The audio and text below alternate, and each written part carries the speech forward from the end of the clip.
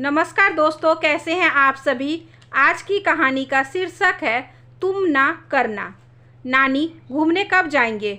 6 साल की नन्ही कुहू ने अपनी नानी से मायूसी से पूछा। तो सुलभा बोली, क्या बताऊं, अभी तक तेरी मौसी नहीं आई। लगता है किसी काम में फंस गई। तेरी मौसी के कारण सारा प्रोग्राम चौपट हो गया। गुस्से में झुंझलाती भावना ने अपनी बेटी कुहू से कहा। तो सुलभा के चेहरे पर नागवार भाव उभरे। भावना छोटी बहन सुभ्रा पर भड़ास निकालते हुए बोलती रही। सुभ्रा की शादी क्या हो गई, अपने ससुराल वालों को इम्प्रेस करने के चक्कर में हमें नज़रअंदाज कर देती है। उस दिन भी बेचारी कुहू कितनी देर तक अपने जन्मदिन पर उसका इंतज़ार करती रही। पर मैडम चाची बन गई है ना, सो अपनी जेठानी के बेटे के बर्थडे में व्यस्त हो गई और हम यहाँ बेवकूफ़ की तरह उसकी राह देखते रहे। हाँ नानी, मौसी मेरे बर्थडे पर भी नहीं आई थी। नन्ही कुहू अपनी मम्मी की हाँ में हाँ मिलाती रही। तो सुलभा हैरानी से बोली, हे भगवान, क्या हो गया है तुम लोगों को। नई नई ससुराल के साथ तालमेल बैठाना भी तो ज़रूरी है। क्यों बेवजह उस बेचारी के पीछे पड़ गई हो। ज़्यादा बेचारी बेचारी कहकर उसकी तरफदारी मत करो। भावना के तलक अंदाज पर सुलभा सन रह गई। 2 दिन पहले ही सुलभा कुछ दिनों के लिए अपनी बड़ी बेटी भावना के पास आई है। भावना अपने पति और 6 साल की बेटी कुहू के साथ जयपुर में रहती है। 6 महीने पहले बिहाई छोटी बेटी सुभ्रा की ससुराल भी जयपुर में ही है। सुभ्रा की ससुराल में उनके साथ सास ससुर जेठ जेठानी और उनका बेटा भी रहता है। सुभ्रा और भावना एक ही शहर में होने से सुलभा बहुत खुश थी, पर आज की परिस्थिति देख उसे लग रहा था कि ये दोनों बहनें दूर ही रहती तो सही था। सुभ्रा आज अपना दिन माँ और बहन के साथ बिताने वाली थी। जयपुर दर्शन के साथ सबका डिज्नी फेयर देखने का कार्यक्रम था। कुहू दोपहर 12 बजे से अपनी मौसी मासा के आने पर डिज्नी फेयर जाने की राह देख रही थी, पर शाम के 5 बज गए। सुभ्रा का कहीं कोई अता पता नहीं था। उसके समय से घर न पहुंचने की वजह से सारा प्रोग्राम खटाई में पड़ता देख कुहू उदास हो गई थी। मौसी से कट्टी बहुत गंदी है मौसी, उनकी वजह से आज हम घूमने नहीं जा पाएंगे। सच में बहुत गंदी है तेरी मौसी। भावना के कहते ही सुलभा का मन दरक गया। कहे बिना वह रह न पाई। भावना, ये क्या तरीका है। सुभ्रा तेरी छोटी बहन है और कुहू की मौसी। इस रिश्ते का लिहाज करते हुए कुहू को समझाओ कि मौसी किसी ज़रूरी काम में फंस गई होगी। आज नहीं गए तो कल चले जाएंगे। हे भगवान, मम्मी आप भी ना। अरे हम बहनों के बीच का मसाला है, आप क्यों परेशान हो। सोचो उसकी वजह से गड़बड़ा गया सारा कार्यक्रम। गुस्सा नहीं आएगा क्या। आप भी तो पता नहीं क्या क्या सोच लेती हो। मैंने तो कुहू से बस यूं ही कह दिया। आप तो ऐसे कह रही हो जैसे कुहू आज से अपनी मौसी की दुश्मन हो जाएगी। दुश्मन नहीं होगी ये जानती हूँ, पर तुम नहीं जानती कि ऐसी बातों का प्रभाव बच्चे पर अच्छा नहीं पड़ता है। बहन ही क्यों, हर रिश्ते के लिए हमें सजग रहना चाहिए। हमें बच्चों के साथ आपसी रिश्तों में मधुरता बांटनी चाहिए, न कि तल्खी और करवाहट।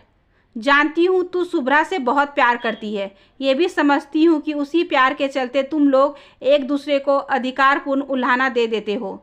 हमारे मन में एक दूसरे के प्रति द्वेष की भावना नहीं है, ये हम समझते हैं, पर ये अबोध बच्चे हैं नहीं।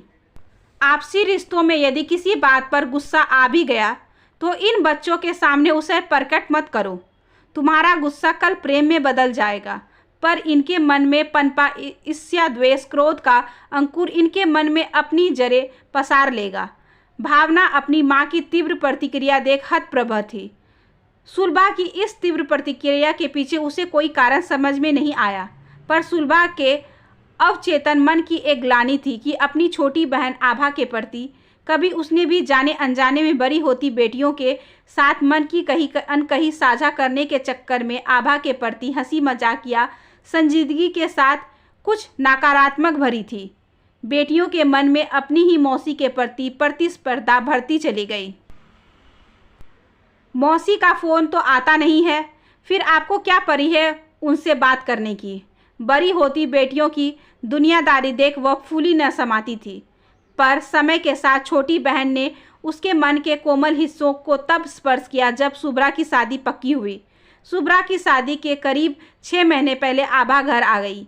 तब रात को 2-2:30 बजे तक गप्पे मारते वक्त बहन के प्रति सुप्त प्रेम के स्रोत बह निकला।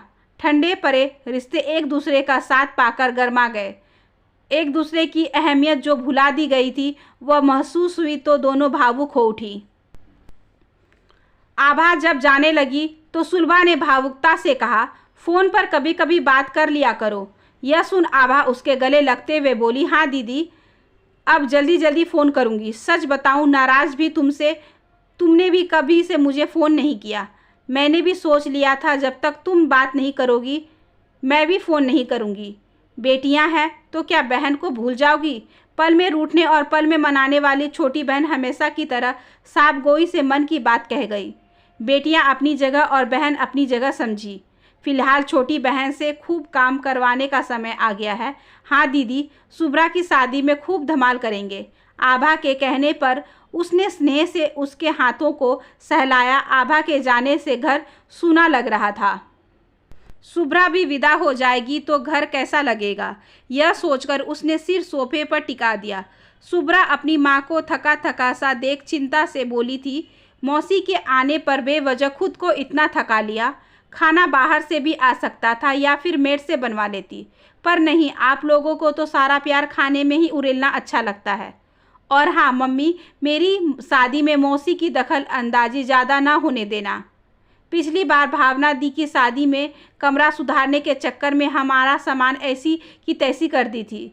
भावना दी तो कितना चीट गई थी। उनके रहने का इंतज़ाम कहीं और कर देना सही रहेगा। घर में रहेगी तो हमारी प्राइवेसी नहीं रहेगी। मौसी कोई बाहर की है क्या? वह चाहकर भी कह न पाई। उसी समय भावना का फ़ोन आया था। सुलभा के हेलो कहते ही, मौसी गई क्या? भावना ने प्रश्न दे मारा। अभी अभी बस निकली ही है। सुलभा के कहने पर भावना चहककर बोली, बढ़िया है, अब मैं अपना प्रोग्राम बना सकती हूँ। मैं और कुहू घर आ रहे हैं। यह सुनकर सुलभा बोली, आना ही था तो अभी आती, मौसी से मिल लेती, तुझे बहुत पूछ रही थी। रहने दो मम्मी, उनका ड्रामा याद नहीं, बेंगलुरु आई थी तब मिलने तक नहीं आई। छोड़ो ना पुरानी बातें, बताया तो था उसने, सेमिनार था, समय नहीं मिला, मोबाइल नेटवर्क भी गड़बड़ था। ये सब तो कहने वाली बातें हैं। भावना अपने मन में पुरानी खिन्नता अभी भी पाले थी। अपनी मौसी के साथ ढेर सारे खूबसूरत और स्नेही क्षणों को भुलाकर वह उस किस्से को सीने से लगाए बैठी थी जब भावना बेंगलुरु में कॉलेज में थी। आभा सेमिनार के लिए वहां आई थी पर उससे नहीं मिली। इस बात पर सुलभा ने त्वरित टिप्पणी की थी, देखो तो आभा को बेंगलुरु आकर भी तुमसे नहीं मिली। उस समय भावना ने कहा भी था, मम्मी उनकी लोकेशन यहाँ से बहुत दूर है। दूर पास क्या, आई थी तो मिल लेती। काश उस वक्त वह भावना के मन में दुर्भावना के बीज बोने की जगह पहले ही कहकर रखती कि आभा से बात कर लेना। अगर उसे आने में दिक्कत हो तो तुम ही उससे मिल लेना। पर उस समय बेवजह की क्षणिक निंदा समय व्यतीत का कारण बन मन में सुकून दे गई। और हालचाल बताओ, शुभ्रा की शादी की बात सुनकर क्या कहा मौसी ने? कोई मीन मेक तो नहीं निकाली? आदत है उनकी। कैसी बात कर रहे हो तुम लोग? मौसी है तुम्हारी, मीन मेक क्यों निकालेंगी? वो नहीं, विवेक गैर राजपूत है ना, ऐसा कुछ नहीं है। शादी की बात सुनकर बहुत खुश हुई। अच्छा सुन, थोड़ी देर में फ़ोन करती हूँ, कुछ काम है। बेटियों का अपनी ही मौसी के प्रति संदेह और अवांछित व्यवहार देखकर सुलभा दुखी हो गई। बात करने का मन नहीं था, सो काम का बहाना बनाकर भावना को टाल दिया। ओके बाय कहकर भावना ने फ़ोन रखा तो सुलभा आंखें मूंदकर आत्ममंथन करने लगी थी कि क्यों कर आभा के प्रति ऐसी धारणा बेटियों के मन में बनी। क्यों बेटियों को अंदेशा हुआ कि आभा विवेक के राजपूत न होने पर मुंह बनाएगी, जबकि सच यह था कि विवेक के बारे में जानकर सुनकर उसकी फ़ोटो देखकर आभा खुशी से बोली थी, इतना अच्छा दामाद हमारी खुशकिस्मती से मिल रहा है। वैसे भी आजकल जाति वाती कौन पूछता है, बस लड़का और फैमिली अच्छी हो। सुलभा ने आभा की प्रतिक्रिया के विषय में बताया तो भावना ठंडेपन से बोली, खुशी जाहिर करने के अलावा उनके पास कोई चारा भी तो नहीं था। हम लोग उनकी नेगेटिव प्रतिक्रिया कब सुनने लगे? भावना की इस टिप्पणी की भी पृष्ठभूमि वह समझती थी। 3 भाई बहनों में आभा घर में सबसे छोटी और सबसे मुंहफट है।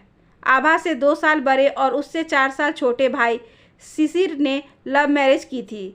बेटे की शादी धूमधाम से करने के सपने संजोए अम्मा बाबूजी बेटे के कोर्ट मैरिज की से दुखी थे।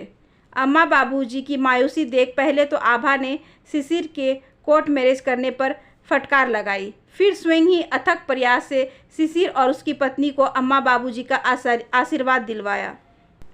सुलभा ने कई बार कभी हंसकर तो कभी संजीदा होकर आभा के तुनक मिजाज बर्ताव को बढ़ा चढ़ाकर बड़ी होती बेटियों के समक्ष रखा। अपनी मौसी की दखल अंदाजी और तुनक मियाज व्यवहार का उनके मन में ऐसा खांचा खींचा कि उनकी छवि तेज तरार और माँ सुलभा की सीधी सादी छवि बनी। मम्मी, आपने एक बात नोटिस की? मौसी ने नानी की कांजीवरम साड़ी पहनी थी, प्योर में थी। अब ये साड़ी 30,000 से कम नहीं होगी। आप इस साड़ी के बारे में बता रही थी ना? एक बार सुभ्रा ने सुलभा से पूछा तो वह संभल कर बोली थी, देख सुभ्रा, अच्छा है जो अम्मा से यह साड़ी आभा ने ले ली। आज उसने पहनी तो अम्मा की याद आ गई। वह शौक से साड़ी पहन रही है तो खुशी है कि इस्तेमाल हो रही है, वरना जैसे माँ ने बक्से में बंद रखी वैसे ही मैं भी इसे बक्से में बंद रखती। ना मैं पहनती ना तुम लोग। काश कभी उसने बेटियों के सामने यह ना कहा होता, ये आभा भी ना बड़ी चालू है। अम्मा की सबसे महंगी और सुंदर साड़ी उसने निकलवा ली। दूर रहती है इसलिए अम्मा भी अपना सारा प्यार उस पर उड़ेल देती है। आप मांगती तो नानी ना देती तो वो साड़ी आपको। 15 साल की सुभ्रा ने उससे पूछा था, तभी उसे समझ जाना चाहिए थी। अस्थायी रूप से उपजे मन मुटाव को बेटियों से साझा करने की बजाय मन में रखना बेहतर था।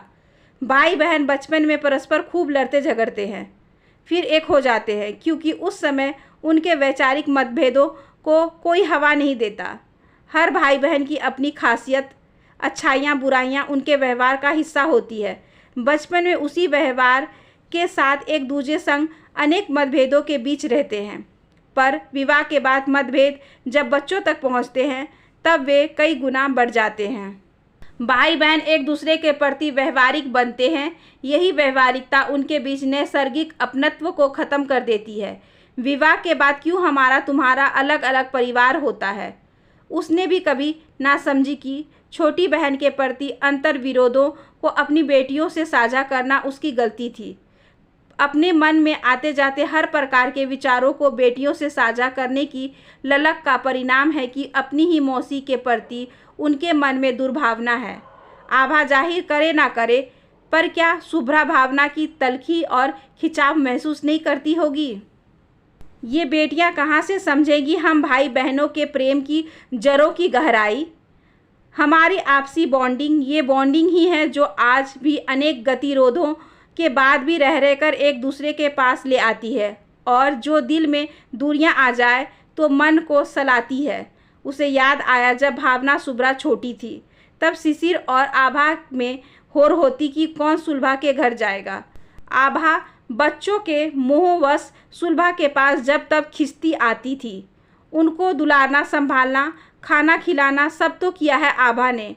उसने भावना शुभ्रा को अपनी बेटियों की तरह माना, पर वह सब तो उनके बचपन के साथ रीत गया। रह गया तो सब कुछ सयाना। बड़ी होती शुभ्रा भावना ने अपनी माँ की रिश्तों के प्रति व्यक्त प्रतिक्रिया के अनुरूप ही अपनी समझ को विस्तार दिया और उसी के अनुसार मौसी को परखा। आज बेटियों के लिए आभा महज मौसी है। मासी का जज्बा सुलभा कोमल मन में कभी पनपा ही नहीं पाई, बल्कि वह आभा को लेकर जाने अनजाने अनेक भ्रामक तथ्यों प्रपंचों से उनको भ्रमित करती रही। तो बेटियों का क्या दोष? बेटियों के लिए आभा वह है जिससे उनकी माँ जाने अनजाने आहत हुई। वो कैसे अपनी मौसी को माफ़ कर देती? सुलभा तो आभा के पीठ पीछे उसकी खिंचाई करने के बावजूद उससे कभी मन से दूर न हुई। जब भी आभा सामने आती है मन में स्वाभाविक प्रेम की उष्मा आती है। यह बहनों के बीच स्वाभाविक है, पर बेटियां बहनों के बीच की प्रतिबद्धता से अनजान उनके सहज स्वाभाविक प्रेम पूर्ण व्यवहार को भी दुनियादारी मानती है। क्या हुआ? आप तो सीरियस हो गई। बहन है मेरी, गुस्से में बोल गई। भावना की आवाज़ सुनकर सुलभा विचारों के घेरे से बाहर आ गई। कुछ देर के मौन के बाद वह भावना से बोली, तुम खुशकिस्मत हो कि तुम्हारी बेटी है। बेटियां माँ से मन से जुड़ी होती है। माँ हर छोटी बड़ी बात अपनी बेटी से साझा कर सकती है, पर याद रखना, बाल मन पर अपने अस्थायी रूप से उपजे रोष के बीज पड़ते हैं तो वह आगे चलकर बबूल बन जाते हैं। बड़े तो बोल बालकर भूल जाते हैं, पर बच्चे नहीं भूलते। ओह माँ, तुम भी न बहुत संवेदनशील हो। भावना बोलकर चली गई तो सुलभा फुसफुसाई, ये जो रिश्ते हैं ना, बड़े संवेदनशील होते हैं। नेह प्रेम की खाद पानी न पड़े तो सूख जाते हैं। मेरी तरह मेरी भी एक ही बहन है। जो गलती मैंने की तुम ना करना। आशा करती हूँ कि आज की ये छोटी सी कहानी आपको अच्छी लगी होगी। अगर अच्छी लगी हो तो please like share and subscribe करें हमारे चैनल को। ज़्यादा से ज़्यादा शेयर करें और बेल आइकन को ज़रूर प्रेस कर लें ताकि अगली वीडियोज़ की नोटिफिकेशन आपके पास सबसे पहले पहुँचे। धन्यवाद।